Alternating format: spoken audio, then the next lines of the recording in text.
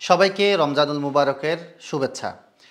প্রিয় ভাই ও বোনেরা, আমরা চাইলে এই রমজানকে ব্যবহার করে দারুণ একটা ফায়দা হাসিল করতে পারি। দেখুন, যারা স্বাস্থ্য সচেতন মানুষ তারা তো সবসময় চেষ্টা করে নিজের স্বাস্থ্যকে স্বাভাবিক পর্যায়ে রাখতে, কিন্তু আমরা যারা স্বাস্থ্য সচেতন অতটা নই, আমাদেরও কিন্তু উচিত স্বাস্থ্য সচেতন হওয়া। তো আমরা এই রমজানটাকে কাজে লাগিয়ে আমাদের শরীরকে আমরা ফিট করে নিতে পারি। এটা আমাদের জন্য বিশাল একটা সুযোগ। যদি এই সুযোগ আমরা কাজে লাগাতে না পারি, তাহলে পরবর্তী রমজান পর্যন্ত আবারও আমাদেরকে অপেক্ষা করতে হবে।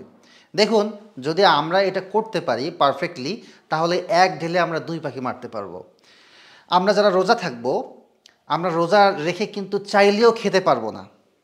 সো আমরা যে না খেয়ে আছি, এই না খেয়ে থাকার বেনিফিটটা যদি আমরা প্রপারভাবে পেতে চাই, তাহলে দুই সময়ে যখন আমরা খাবো, যেমন সেহরির সময়ে এবং ইফতারের সময়ে, সেই সময়ে আমরা যদি নিজেদেরকে কন্ট্রোল করতে পারি, পরিমিত খেতে পারি এবং এই সময়টা নিজেকে একটু কন্ট্রোলে রেখে নিজের খাবারটাকে একটু পরিমিত আকারে রেখে আমরা যদি এই একটা মাস কন্টিনিউভাবে চলতে পারি, তাহলে ইনশাআল্লাহ দেখা যাবে যে আমাদের শরীরটা অনেক স্বাভাবিক পর্যায়ে চলে আসবে ইনশাআল্লাহ।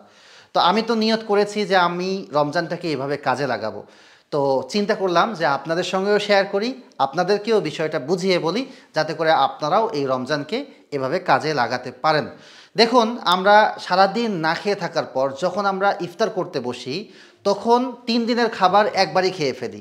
এতে করে কি হয়, আমরা আসলে যে ফায়দাটা হাসিল করার কথা, আমাদের শরীরটা স্বাভাবিক হওয়ার কথা, সেটা না হয়ে বরং আমাদের শরীরটা ওভারলোডেড হয়ে যায়। আবার যখন দেখতে দেখতে রমজানটা শেষ হয়ে যায়, ঈদের দিন থেকে শুরু করেই আবার আমাদের খাবারের লিমিটটা আমাদের ধরাছোঁয়ার বাইরে চলে যায়।